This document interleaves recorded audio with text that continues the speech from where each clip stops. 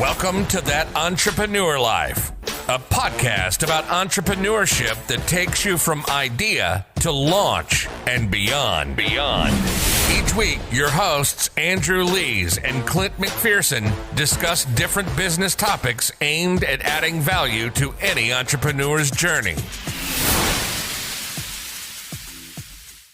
Welcome back, everyone, to another episode of That Entrepreneur Life. I'm Andrew Lees, and usually I have my co-host Clint McPherson. Today, I'll be flying solo, though. I've got a very special guest on the show today. He was raised in Norway, but he came to the U.S. to study entrepreneurship. He was part of an AI chatbot, a drone tech, and a medical tech startup before starting his current SMS text marketing platform. If you want to know how to start up with a bootstrapper's mindset, and have kind of an idea of how to also do it with fundraising, which we'll talk about, you're going to want to listen to this episode for sure. And also, if you have any interest in learning about SMS text marketing, definitely want to check this out. Before I introduce our special guest today, I want to remind you to subscribe to our podcast and to our mailing list to our website so you don't miss out on all of our free resources we have to help you start and grow your business. With that said, I'd like to welcome our special guest, Martin Langelo Lien, to the show. How are you doing, man? And hopefully I get your name sort of right. Nailed it. Did I? Okay. No, thank you for having me. Excellent. Yeah, no, it's pronounced impossibly, so I never correct people. It's like Martin Langelo Lien. So I'm not going to have you say it twice. Okay. Yeah. I don't know how you got through that so quick, but yeah, that's awesome, man. So Martin, it's great to have you on the show today and excited to get into this. Can you the first thing I want to know about is kind of how your entrepreneurial journey started. You know, you might want to let us know how why you came from Norway. Norway is a beautiful place. Like, what led you to the US from Norway, and what is it about entrepreneurship that really gets you fired up? Yeah, so absolutely. I obviously born and raised in Norway, lived there for the first 20 years of my life. Actually, before I even visited the US, I decided to come here to study. So first day of college was my first day ever in America. So it's kind of a wild leap, but so growing up, always knew I loved kind of small little side hustles and doing small projects. Going all the way back from me and my friend mixing mouthwash, different types to make our own special mouthwash, and then selling them in Ziploc bags on the street. That's awesome. Yeah. Just weird, repackage and branded, and that's there's a lot of good products out there that do that. So yeah, that's cool. No, that's good. There's good ones that do it too, but that was definitely not one of the good ones. Okay. But somehow we got a couple of people that wanted to buy that. I think the first time we really started making some money was in second grade, when we were one of my friends had a calligraphy set that he got as a second grader. Who gives that to a second grader? That is an interesting second grade gift, that's for sure. Yeah, it's advanced, I think. Right? Yeah, and we didn't know how to use it, so all we knew was that it looked a little bit like a tattoo gun.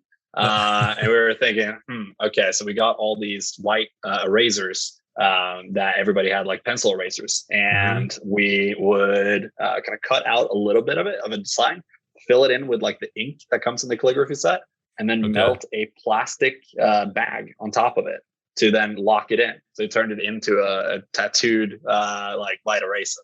And that's cool. Suddenly we would offer this to our classmates, and we managed to make this pretty popular in the school. Really? So we kind of generated the demand that way, and it definitely covered our sweet tooth for the entirety of the second grade. And just continued doing small stuff like that. Some more successful than others. Definitely one of the failures was definitely the mouthwash situation. Ended up just tossing that out. But yeah, so continued to do that. Didn't really know that it was called really like trying to be entrepreneurial. It was mostly just having fun and loving to just make some new stuff and getting people excited about it. And it wasn't until I was really in high school that I recognized that, well, I want to actually do this full time, and I want this to be my career. The thing about Norway is most of the education system is completely different than what it is in the US.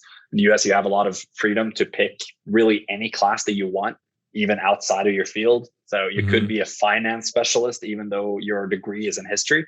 Sure, yeah. In Norway, wide open. It's like if you study to be a doctor, you will do medical classes from the very first class that you do freshman year through college. There's no history, no religion, no kind of athletic gym classes, which was what I was thrown into my first semester of entrepreneurship degree, which was a little strange. Yeah. Oh, really? That's interesting. Okay. Well, you got to keep the mind, body, and soul right. So I get that. There you go. You know, hitting the gym and feeling right in your body and your mind is super important. I get that. Yeah. Came in very handy. Hopefully they made that connection and didn't just hey, here's a gym class, let's play dodgeball for 2 hours. No connection. I landed in the US and I was believing that it would be, okay, you're going to be getting your class schedule here. Then you go to these classes. It'll be extremely great. And you're going to learn all about entrepreneurship. But instead I showed up and my advisor asked me, hey, so what classes are you taking? Okay. Excuse me? So apparently you have to enroll to classes, which I learned the hard way. And by the time I got to the US, it was like 3 days before the first day of class. And I had to just take whatever classes they had. Okay. Yep. Yeah. But Because things fill up, right? Yep. It was a little bit bitter to know that I paid $30,000 for that, but but it was a good way for me to kind of integrate and get more used to the college lifestyle in the US. But so that was really what got me into wanting to study entrepreneurship, was my background there. And the fact that you couldn't actually study entrepreneurship in Norway at the time. I know there's a couple of programs that popped up lately, but the closest thing back when I was choosing my education was just a business leader kind of college, where I would learn how to be a manager of a large, already established conglomerate, which was not really interesting to me. Yeah. So started searching around. Business school anyway. Sounds like just part of business school, that you would learn that, if just a branch of it, right? Exactly. So and I mean, it's super valuable to know like the ins and outs of how to run an actual setup company. However, if that's what you're into. Exactly. But if you want to start your own company, then it's nothing that really teaches you, okay, this is how you go about it. This is the tax implications. This is the entities that you need to choose. This is how you set up your business bank. This is how you do your books. So there was like those small, like little, like technical knowledge and know-how that you wouldn't learn through that I felt like I wanted to know so that I could get a leg up if I wanted to start my own company right afterwards. And that's ultimately what ended up happening. So I knew that obviously when I was studying entrepreneurship that it would be the US. It just seemed like the natural choice. And after searching for like the best undergrad entrepreneurship programs, surprisingly enough, OU, like the University of Oklahoma, came up as top 3. That's interesting. Okay. Yeah. That's really cool. And I was thinking, okay, well, this is perfect for me. The Norwegian government covers education, but only to a certain point, only to, I think, $30,000. So it's like, I know it was Michigan University, there was Babson, and like NYU, all of which were like $60,000.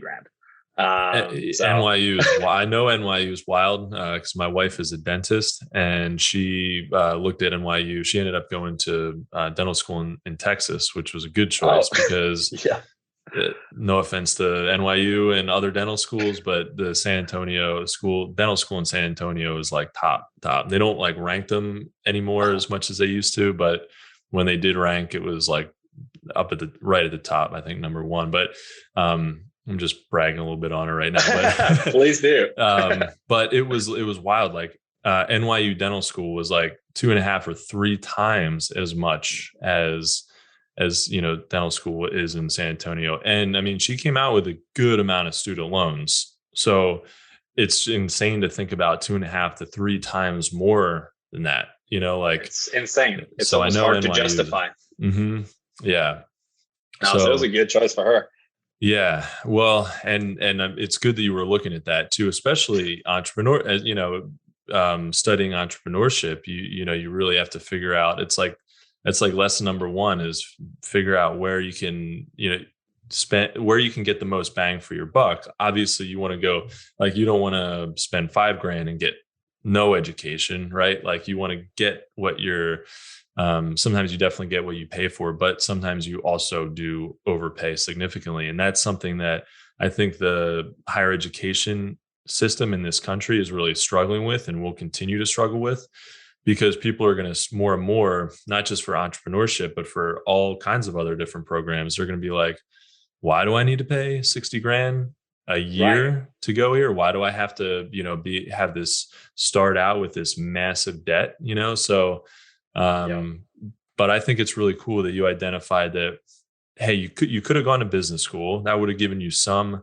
knowledge. But I've said for a while that I think business, if you want to start a business school is a total waste of money, and you should just start a business, because you're not Yeah. going to know what the heck you're doing.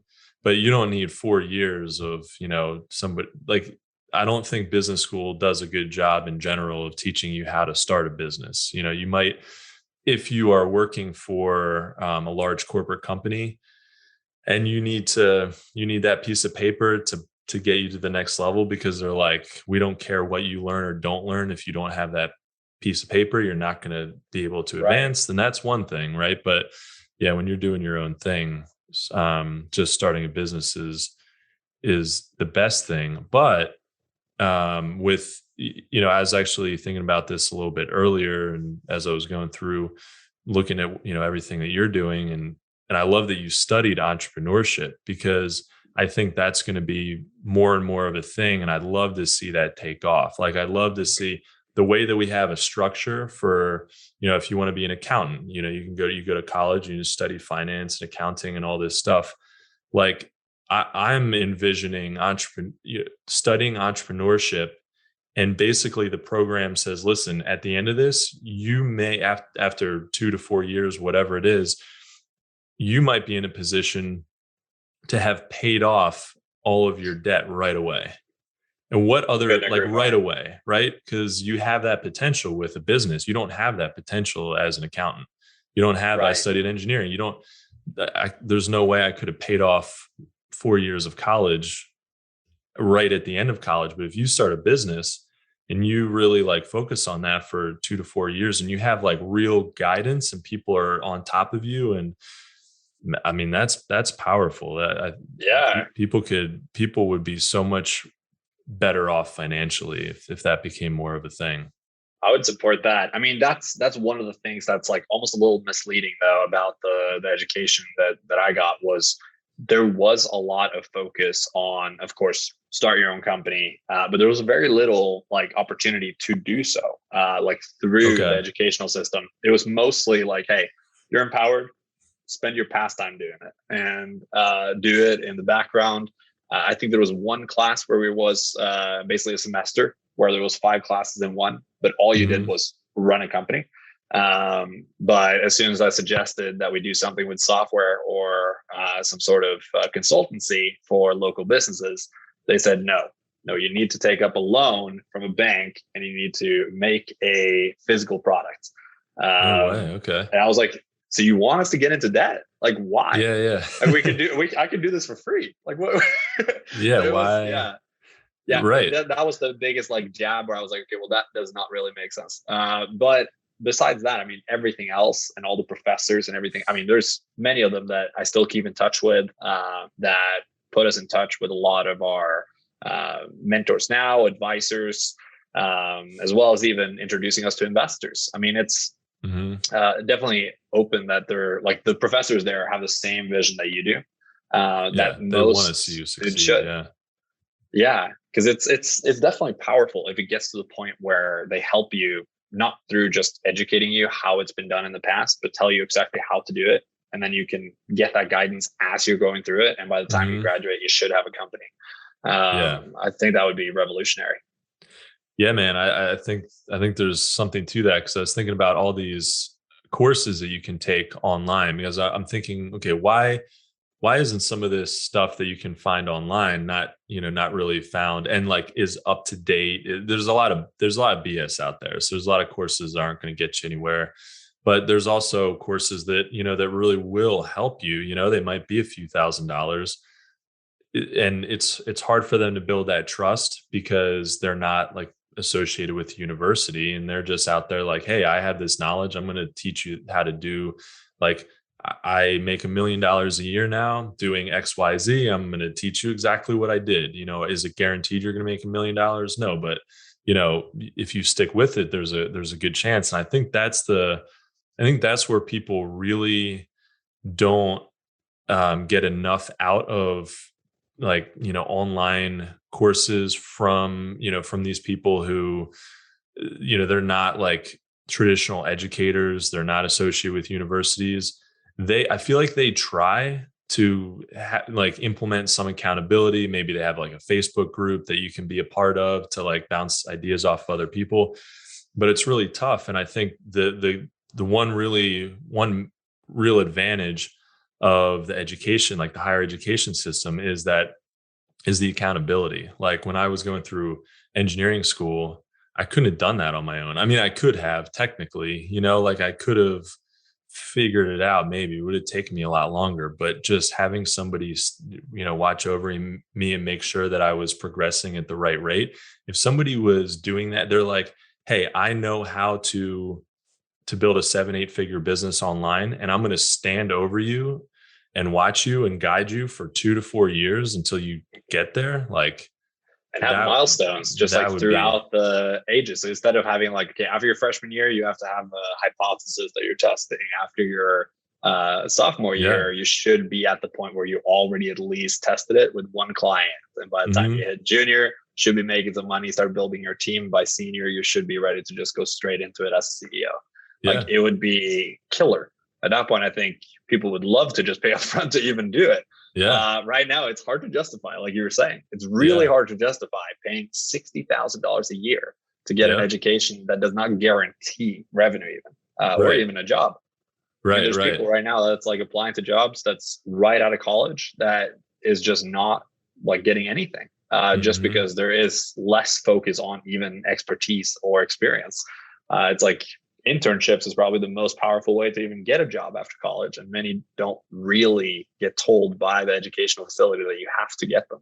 So it's interesting. I completely agree. I mean, nothing is more effective than actually starting your own company. And I can't tell you how many times investor keeps telling me like, oh yeah, Martin, after this, just promise me you don't get an MBA. Because like right now you're getting one right now. Exactly. Yeah. You're learning everything you could possibly, and then some, right? Because that practical experience is what really is the most important thing. That's what everybody wants to, if you ever did want, like, not to say that you want to, I can't imagine why you would want to do this, but if you ever did want to work for somebody else, like they want to know about the experience. They don't care about your education. As soon as as soon as you have a little more experience than education, they're like only looking at that. Even right out of college. I mean, employers are like, maybe straight out of college, they're interested in what classes you took. And then a year out, they're like, I don't care what you took first semester of junior year. Like, who cares? And that seems like a big deal as a student. You're like, oh man, I got an A in whatever it was, like, I don't know about you. I don't know about you, but I've never shown my resume to or even to any employer that I ever worked for. They didn't even ask me for my resume. It was like, they didn't even ask me for my transcripts. They haven't asked me for, it's very curious. And I feel like most of that comes from just like building that mentor relationship. Most of the jobs I got was through like working with mentors who either put me in touch with people who needed people with my background or expertise, or people who just ended up hiring me directly after we worked together as like kind of a mentor-mentee kind of relationship. So it's like even that wasn't even mentioned once by a professor, which is like there's just relational really. Yeah, and that's what at the end of the day, that's the most important thing. People can figure out whether or not you're smart enough and you have the knowledge to do what you need to do. But way more important is, can I work with you? Like that's the main thing. Like when I've been in interviews where I've been asked a ton of technical questions, and I'm like, and I understand that, especially for engineering, there has to be some of that. But I want to know, even as the person being on the interview, applying for the job, like I want to know whether I can work with you as an employer, and you should be more interested in whether you can work with me as an employee. Right. instead of like, you can teach me some of this other stuff. If I don't know, if you give me a quick, like a pop quiz in the middle of an interview and I forget a formula or something, and that has to do with like physics or whatever, and I like forget that for a second, that doesn't mean I'm a bad candidate necessarily. Like that's something I may have just forgotten. I can go look it up. Plus, what situation will you ever find yourself not being able to even search for it or figure it out if you already know the context of, okay, this exists, I will find it. So exactly. It's completely unrealistic. I mean, how does that work for you when you're like now hiring people? I know for me, it's like I definitely look at certain stuff, but it's very skewed to what the people actually are like, and whether or not I can see them as a culture fit. Yeah, that's it. I mean, when I'm looking at a potential partner because that's most of, I don't really hire any employees, because I try and kind of keep my business really lean in terms of that. I try and just work with partners who have a certain skill set that I don't have to hire them full time. I can kind of hire them as much as I need to or as little as I need to, but so it can just be a little more flexible that way. But even though they're not traditional hires, I'm still looking at, can I work with these people? Can I teach them the technical things that I know I need them to do, and just kind of get them up to speed, up to my level. They may be beyond my level. I'm not saying I'm amazing, but so if they're not quite at the level that I'm expecting, like technically with whatever they're doing, whether they're writing content or they're helping me with engineering or whatever it is, as long as I can get them up to speed and I can work with them, that really is the most important thing. They've got to have some good foundation of like, hey, I know generally I'm pretty proficient at doing this task, and I know how to do it. But if you can't work with somebody, it's just not gonna be good long term. Even if they're just the absolute best, they're killer at what they do, but they suck to work with, then not worth it. Oh, 100%. Same thing with same thing with clients. Yeah, if you have a consulting business, same thing with clients. No matter how much money they have and they're willing to throw at a project. I've done one big project where I almost wish I hadn't done it at all. Like it wouldn't have necessarily been worth the money, because the hassle was intense. It just brought down the whole vibe of myself and my business for months, and so it's just not worth it when you can afford to be picky about the people that you work with. Even the clients you work with, it's important. Right. I mean, it's tricky though. For clients especially, it's especially as you're growing. I mean, for us, for the first year that we were in existence, we just started as a bootstrap company. It was really just built to solve a problem that I had at a job that I had. And then we kind of spawned it out. When it launched, we grew about 60% month over month, and then hit profit about a month, like 2 months in. And then it continued to grow, but it was all just nights and weekends. So we were still kind of just hungry, seeing the first couple of customers come in. Nothing was more exhilarating or intoxicating than seeing that first person that was like, oh, you're signing up for $45 a month for what we just tossed together. Like, this is a real life human that sees value in what we created. I mean, I always see like the quintessential reason for why we do what we do. And letting that go, just like, I feel like I'm the one that just needs to get over myself whenever I run into a client that is like hard to work with or hard to communicate with. Then it's like, well, no, I'm giving a service. I have to get over myself. But I feel like at one point you hit that barrier where it's like, you know what, this isn't worth it. Yeah. Hurting my ability to help other clients, or this is hurting my ability to even be positive at work. And it's, no, you're spot on. I mean, there's definitely clients that I regret, but there's like majority of them not, thankfully.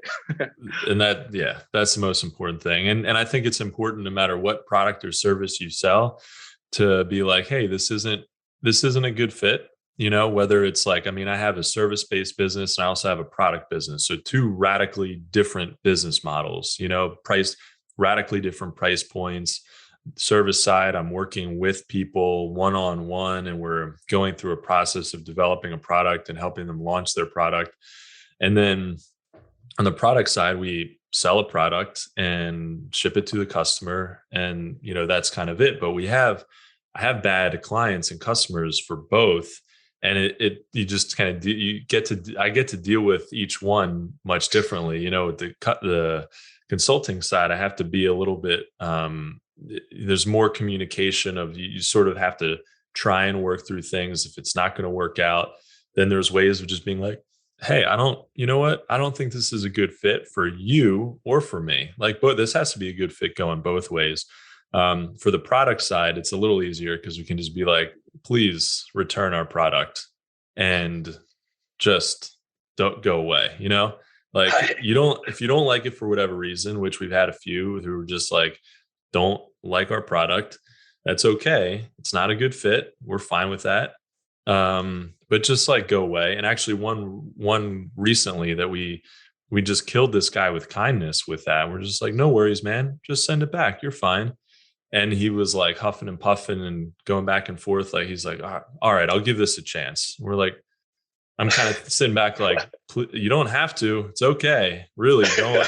But I think he kind of realized how absolutely ridiculous he was being. And so we're just like, all right, man, but don't write us a bad review because you're being crazy. We just rather you send it back. No hard feelings. We'll give you back your money. That's it. But that's the absolute best response you can ever have. I mean, if you're just, giving them exactly what they want, exactly what they ask for, smile, just keeping the positive attitude, even to like the harshest of criticism, then it's like that. At that point, you can't ever be taken down to their level if there's like ridiculous complaints or, I mean, usually when I see any like ridiculous complaint or anything that's going wrong and that's just overly dramatic compared to what the problem is, then it's always like, no, they're people. They probably have the worst day of their life right now. Exactly. It'll be fine. Like, just respond kindly. They'll read back at it in 2 days and they're going to be like, oh, okay, yeah, we're good.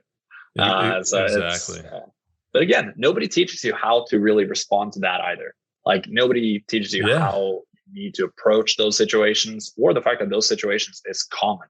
I mean, I feel at least even through like entrepreneurship, like I don't know if I want to call it entrepreneurship college, it's like a degree in it. They don't talk about how you treat customers, which was kind of curious. So if you ever spin out this idea that we thought of now with the I think we might have something, man. College. There it is. Yeah, I think we've got like one of the classes. I think in like 20-25 minutes we just figured out a new entrepreneurial college system. It's like a hybrid of all the good stuff that's out there. I think we got some going. That'd be awesome. I think we could do a whole episode on that, but I definitely want to talk to you about RespondFlow, which is the business that you're working on now. And it's really interesting because I've learned a lot recently about SMS, or just a fancy acronym for text messaging. There's a lot of SMS marketing, buzz going around right now, and how much better it can be than email and all this stuff. So I'm really interested in hearing your thoughts on that. And what advantages of implementing SMS into a marketing strategy for your business are there? And what sets your platform apart from others that offer kind of a similar service?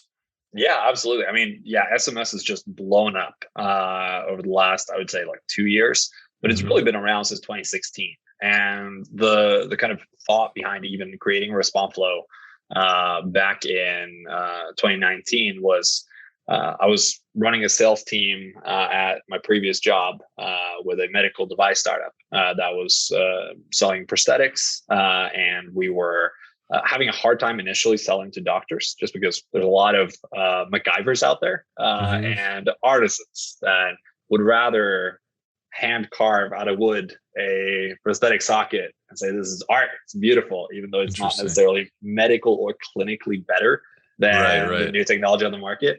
So the technology that we were selling was started by kind of a incredibly smart guy that worked for NASA. He was working on the kind of Mars suits for the exoskeleton suits that they're going to be using for that. And while he was doing that, he was building it to be as weightless as possible, even in gravity. So that way there would be no friction and you could wear the suit for days on end without even feeling it. And then he realized, well, that's exactly what prosthetics is on Earth. Like, why are we not spinning this technology out? So he kept the IP, spun it out to be a prosthetic socket. Incredible, obviously, increased circulation, and there was a lot of benefits, but won't dig too deep into that. But selling that to practitioners seemed weirdly hard. It was like, well, the practitioners would rather just make them out of plastic. Obviously, wood was a joke. They don't do that anymore. But honestly, not that far ago. So, and then, so we decided to just make our own clinical chain and offer it to the patients themselves, because obviously they should have the power to choose to get this technology if they want. And it just blew up. I mean, it went incredible. Suddenly we had like 3,000 leads a month from patients across the world that wanted to fly in to, and this was in Oklahoma City, to get this technology. So we had people flying in from Germany and England and Spain and really all over the place. And it was very interesting. Obviously, it was great to feel that energy. But the problem was when we were trying to reach out to these people to actually get them scheduled. In my background, I was working with an AI omnichannel chatbot startup in Denver and seeing how like the big companies did this using IBM Watson. With Expedia, Nike, Unilever, and Transamerica. So I knew that if you had $3 million a year to put into that licensing fee, you can make it incredible. But it was like, we're a small tech like startup in Oklahoma. There's no way. I wouldn't get that budget anyway. So I was like, okay, well, let's just try and get a hold of these people. First, we were just doing it manually, calling them after we had them schedule a time on Calendly. And I had the worst conversion rates of my entire career of 7%. And these was of validated people that had given their doctor name and contact detail, their insurance cards, like literally everything. They were ready to come into the clinic. And we were just doing an initial screening call and they just didn't pick up. And that was after they picked the time on their calendar. So I was like, that's wild. This is embarrassing. I need to figure out what's going on. What was it? What happened? What was the breakdown? So I called almost all of them that didn't pick up the initial time around, to the point where they finally pick up, because we call them 4 times in a row. Somebody thinks there's an emergency. And they're like, what? And you're like, no, you don't be upset with me. You picked I was over there. No, did you not remember? Like, were you drunk when you did that? Like, please. Like, I thought you want to talk to me. I was super excited to talk to you. And obviously it wasn't me talking to all of them. We were like 12 people. So it was got in front of all these, and we turned out that the majority of them was just screening their calls. They were afraid of robocallers. So they wouldn't pick up if they didn't recognize the phone number. And it was like pretty big epiphanies. I was like, okay, well, sales team, let's just start texting everybody. Let's just say like, hey, 30 minutes at a time. Hey, this is Martin. Super excited to learn more about you, getting you into like comfortable prosthetic socket that you can wear days on end. Looking forward to talking to you in 30 minutes. And by doing so, we saw an instant conversion rate increase of 233%, which is just eye-opening. Now, the second problem was my sales team was having 4 of these calls an hour. They would be on a call and they would be texting Meredith while they were on a call with Bob. So they would be like, hey, Bob, like, here's the, and then they would call Meredith Bob. And it was, it was just, the human error was just ridiculous. And especially coming from the background where I knew that it was possible to automate. And that it was possible to be as personal as possible, even using voice. It just was, okay, well, I need to be able to just automate this. So, and it was SMS. So I was like, okay, this is ancient. This is archaic. Come on, it must be possible to just automate this. There's email automation software out there that's been around for decades. So I checked every tool in the market for about 4 months. And there was 3 very key things to personality, like, or making it as personal as possible, that was missing on every single tool. And that was using a 10-digit local phone number, allowing the customer to text back or call back and actually reach the sales rep that supposedly reached them. And ultimately having it have the same automation features that modern marketers are used to through email marketing. And no tool in the market did that. So I was like, well, screw it. Let's build it. because obviously this is a need. I mean, this is not something that I was uniquely having a problem with. So yeah, I was at the New York airport. I remember this very vividly, at the SAS lounge with a beer in my hand, about to fly home for Christmas. And I had 30 minutes before my flight was leaving. So called up the smartest guy I knew, Austin Graham, who was one of my co-founders. He was the youngest professor in OU computer science history at the time, and was studying his PhD in machine learning and sentiment analysis. So I was like, okay, if this man says it's impossible, it's impossible. Right. Yeah, but he's a good first call, that's for sure. Yes. He's pardon my language, on the shit test on whether or not my ideas is just obscene. So called him up.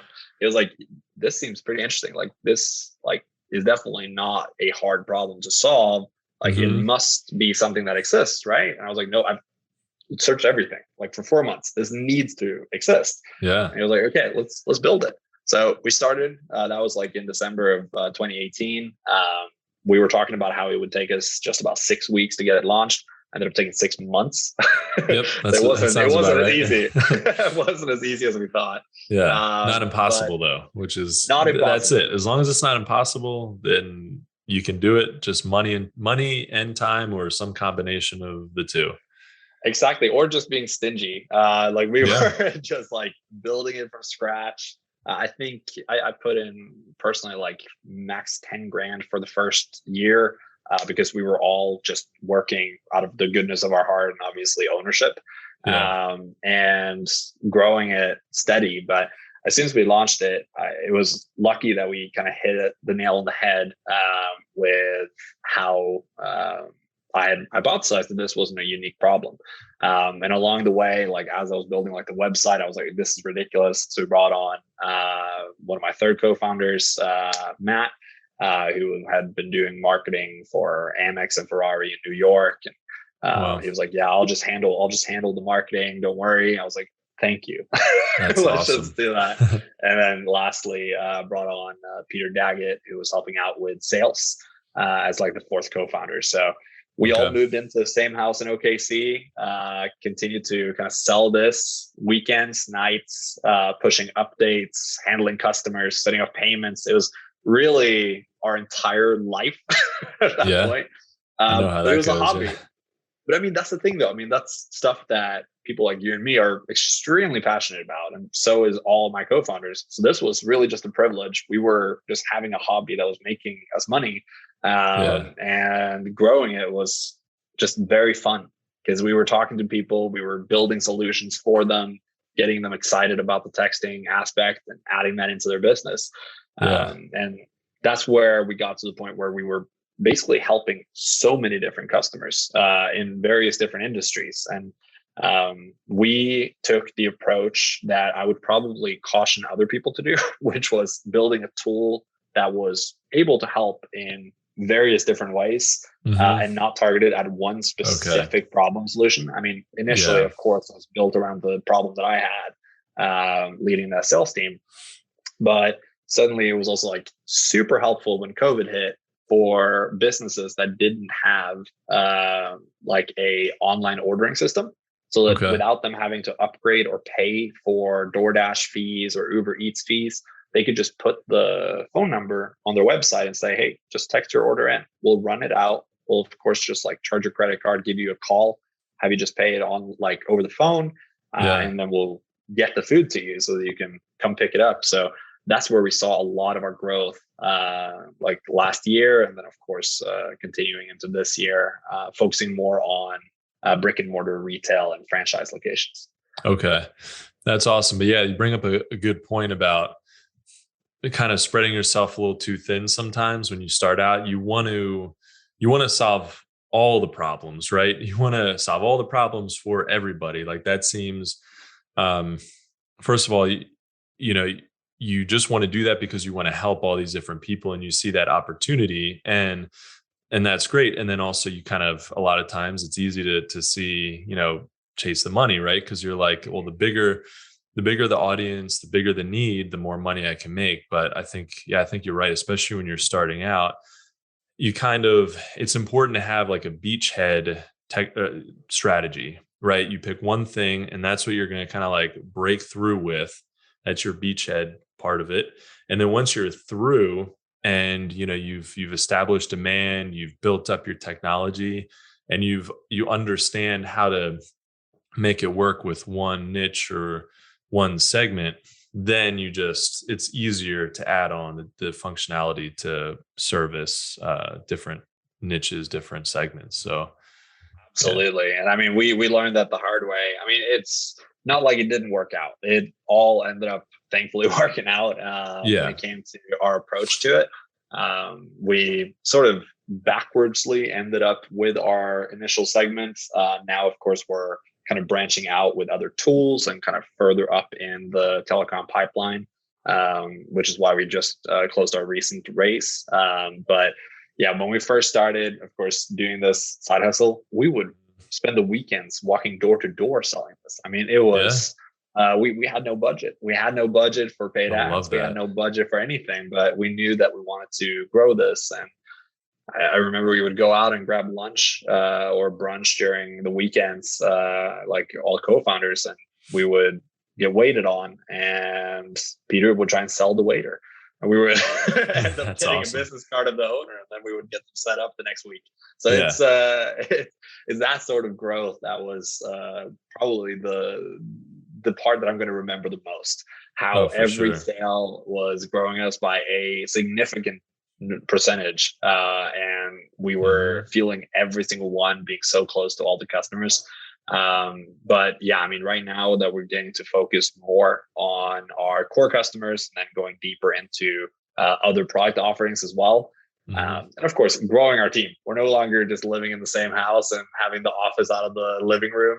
You get beyond the garage, bootstrap kind of thing, which is great. That's what you're going for, right? But those are kind of fun days. I mean, I definitely remember back to starting up my product-based business with my business partner, and we make bamboo display racks for boards, bikes, and skis, and we were sitting in. We actually finished, so we would have them cut. We'd have a manufacturer CNC cut all the parts so that they didn't look like a beaver chewed them, which they would have if we had done that, right? So we had that, and then we would hand route all the edges, knock off the corners, sand, brand, and then finish. And the finishing process was like we were using urethane spray cans in a 20-foot shipping container that we just had.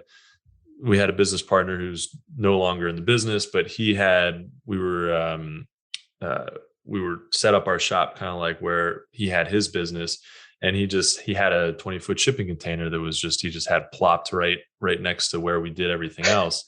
And that was our finishing booth. That was like our spray booth. And man, it sucked in the cold. Like the winter is like 20 degrees, and we're wiping you get all gunky on the end of the can. And so we'd have it wouldn't spray, and we were spraying with, oh man, it was brutal, but also like, it's kind of cool to look back on those days and reminisce a little bit. And also, and be happy that we're where we are, that we've kind of like gotten past that. But there's definitely fun times when you're just grinding it out. You're doing all the things, learning so much so quickly, and figuring everything out. So that's especially awesome. when like you hit milestones, then it's like easy moment to just kind of sit back and look back at it. I'm just like, why did we do that? Why did we think that was normal? Exactly. Well, it was the pain, but it's good to remember. I mean, that's part of the culture that we're trying to keep at RespondFlow as well, where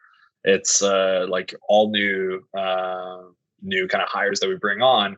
Like, and this is kind of a freebie for whoever's listening if they're looking for a job. But the secret for an interview with me is definitely like, if I ask you like, what are you seeing yourself in like 2 years from now?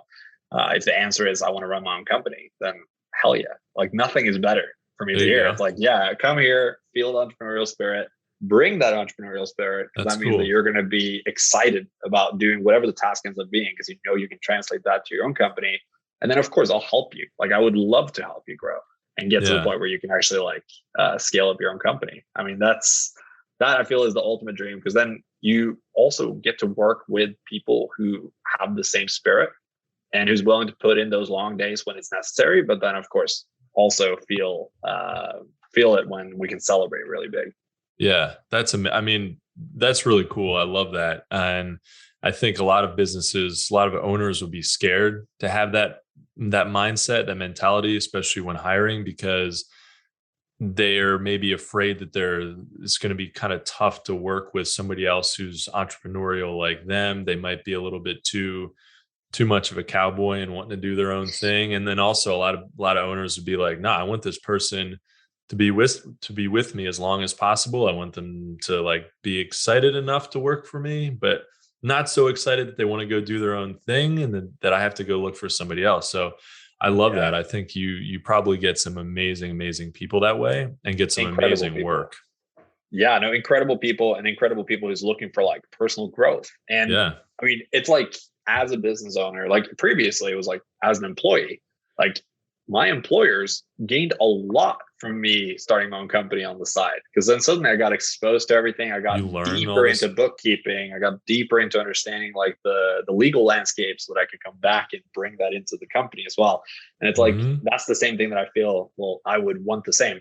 Like RespondFlow wouldn't be around if my previous employer didn't kind of support me on it. Didn't say like, amazing. Hey, like go do it. Like spend the weekend on it. Like it's awesome.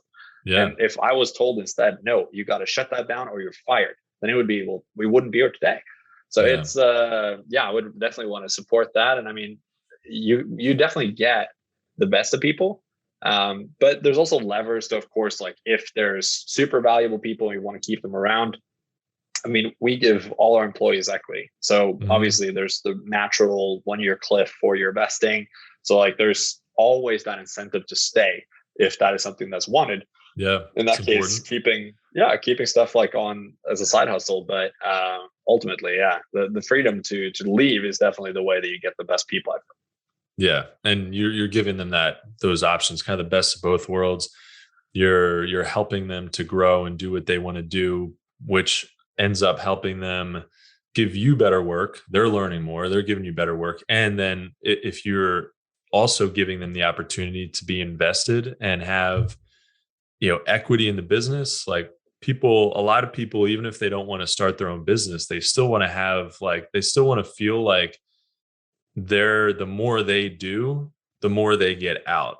And, the traditional, employment, you're not doing, that's just not how it works. Like, you don't get to be like, hey, I want to give you better work. I want to do more work. And you're like, cool, but you're going to get the same salary. So it doesn't matter. Right. But like, if you feel like you have ownership of it and you're sitting on a rocket ship to the moon and you are just excited to get there, you're just as excited to get there as the owner is. There's nothing more powerful than that.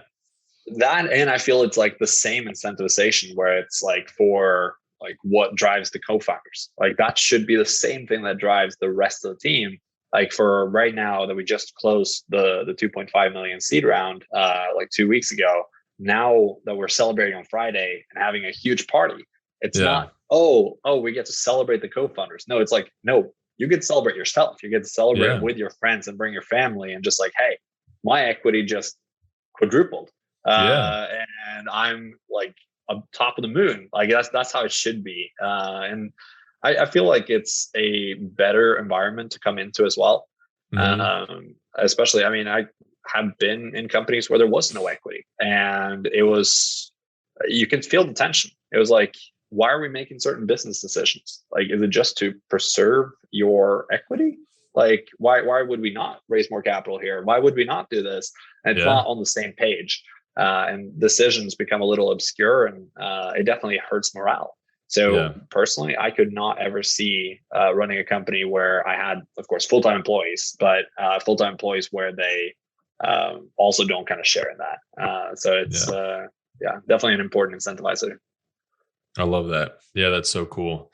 So you were talking about, we talked about a bunch of things there, but one of the things that stuck out was you mentioned selling. Like in the beginning, your sales process was very manual. You were like going to dinner and pitching the waiter for the product, which is really cool. But at some point you get beyond that, right? You need to the sales process needs to be more efficient in order to scale. There's only so many dinners you can have, right? And Right. only so many waiters you can pitch in one night. So what's been the most efficient way to market your product that you've seen so far? I would say the most powerful thing that we ever did was really double down on a good product hunt and beta list launch. Okay. I mean, both are free, both are easy for very, I guess, cash strapped founders, as I was, where it was just putting together a good launch. Obviously, on product hunt, knowing the little small community rules of at least having a photo of a cat. So small stuff like that, where that helps you get to the point where you can have product of the day. If you have product of the day, I mean, that was back in 2020. We still have product hunt as one of our largest organic traffic drivers. Really? And the same with the beta list launch, probably even a lower barrier to enter, where it's the same as product hunt. You put together a profile, put together images of the actual product, and then of course describe how this can benefit you, and then giving a discount for people to try. And yeah, that is also probably top 2 or 3 traffic drivers. So there's small kind of growth acts like that. And then of course, early on, as it was less about showing up as I guess a tool that others would necessarily choose over another, especially as it was brand new off the press. We knew that we had these value props, like I was explaining earlier, where I could then go to Quora, I could go to Reddit, and I could see people who was asking the same questions, who was in the same situation as me, and I could answer them. Well, this is exactly why I made this. And then sending them to the website. Super easy. It was well, you're actually asking a question. It's not even you're looking for the solution. You're actually the most defined definition engaged of looking for a solution. Yeah. So if you're then that solution was super effective. Yeah. When you get desperate enough to jump on Quora, I can't even say it. Instead of just doing a Google search, because I feel like that's what most people do. But if you're going on to something you're going to a platform like that, and you're asking people, you're really you're almost desperate for a solution, right? If you're going on to Reddit, how do I do that? How do I solve this problem? help. And that's such a really cool opportunity to step in. And that's tough to scale, right? Because you can't sit there all day long and answer people's questions. But just a really cool way and that content stays out there, right? So people, which is people search for it, and that was the best way to scale it up also, because then suddenly the answers was out there. But I think the best way to ensure that you answer people timely was I set up Google alerts. Okay. And I would recommend this for any entrepreneur that's solving a specific problem, setting up Google alerts for your specific keywords or your specific value prop on a question, and guiding Google where you want them to send you. Because then they can send you an email every single day at a certain time, showing you what happened in the last 24 hours. And then you can just click the links, answer, click the link, answer, click the link, answer. Super easy. It took me 5 minutes out of each day. And I knew that I was available and could see everything that was happening across any website, because it was really anything that showed up on Google. That's a really cool tip. I've actually never tried that. So Google Alerts, you can have it search for whatever and it'll search on whatever platform you're trying to. You can specify where, or you can just have it do what Google does anyway, which is index every single website. So if you have it just searching every website, then you can also use this for competitive research and competitive kind of upkeep. For especially a highly competitive industry like we are at, as new text marketing software pops up every day. It's very good to see what is it that the competitors are moving into, what is the kind of ebb and flow of it. And that's one of the kind of hidden weapons that I feel like I have at my disposal that I would definitely recommend other entrepreneurs set up.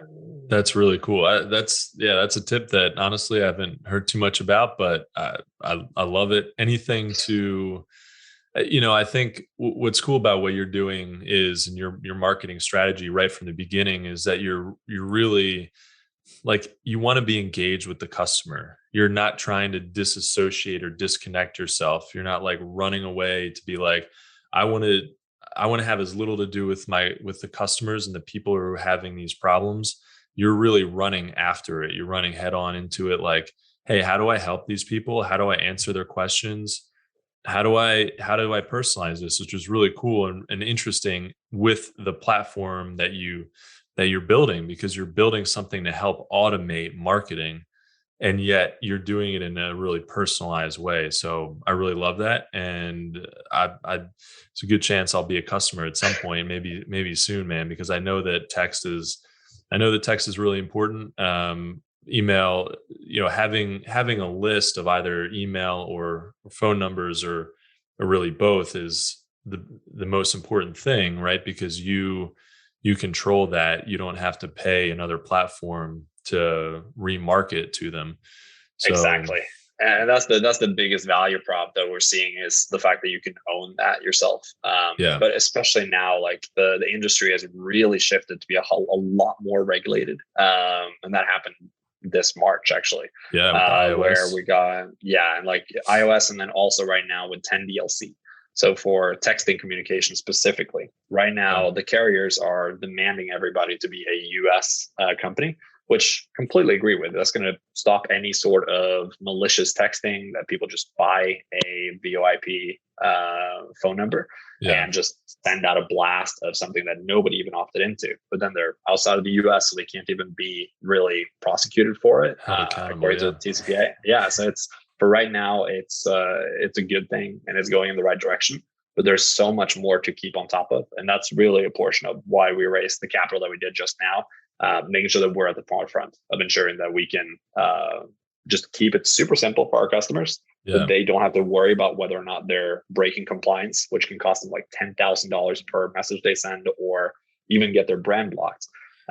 We just handle that in the back end using the analytics and the algorithms that we have at our disposal. That's huge. And that's something, compliance issues are something that people wouldn't necessarily think about. It's just not something that every entrepreneur is going to want to, they're just not going to know all that stuff. Like, they're not going to know maybe that it even exists. And then if they do, it's like, well, how do I keep up with it? Am I in compliance? Am I not? Yeah. And it's too late. It's nobody even talks about it. And that's a big thing. So, I mean, definitely stay tuned over the next couple of months. There's going to be a couple of waves we're going to try and create there to ensure that business owners at least know of it, because it's almost unethical how the carriers have kept it under the radar.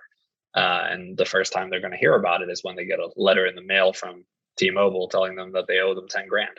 I know that would have killed us in our early days. And I'm sure there's other entrepreneurs that's in the same situation, where they're bootstrapping, can't carry something that big.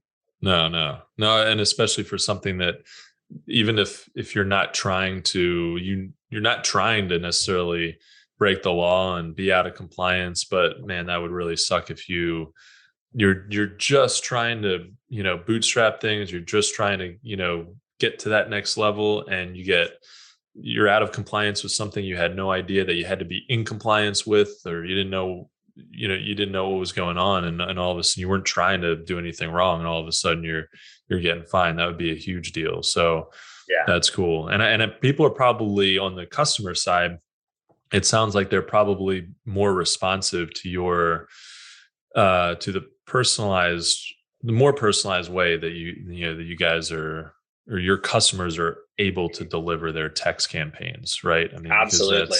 When they get the message, it's like, for most of our customers, the message goes out in a local personal phone number that when they text back, it actually reaches the person that reached out. So many times, if there's a blast that goes out from a business, it could look as if the business owner took time out of their day to just follow up. It's like, so it's definitely effective, and seeing the responses is, of course, the most gratifying thing we can do. Yeah, for sure. That's so cool. Well, man, we touched on so many things.